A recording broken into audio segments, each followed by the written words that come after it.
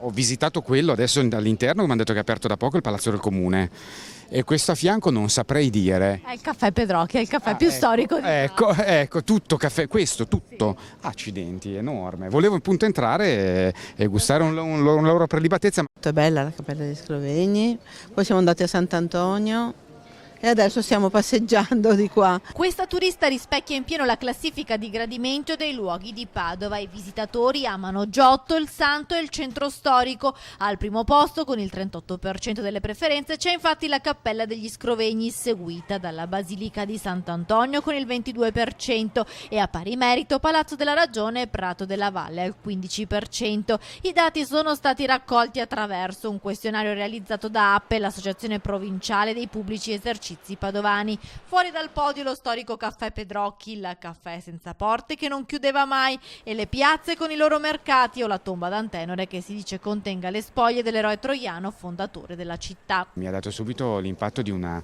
città molto ridente, positiva e con gente a mio giudizio anche molto cordiale. In provincia invece attraggono i colli euganei, le città murate e le terme, ma se i monumenti sono la componente padovana che più seduce i turisti, non è da meno l'aspetto culinario. Ecco allora che bigoli, baccalà, risotti, soppressa, prosciutti e pasta e fagioli sono i piatti che conquistano maggiormente, accompagnati ovviamente dai vini locali.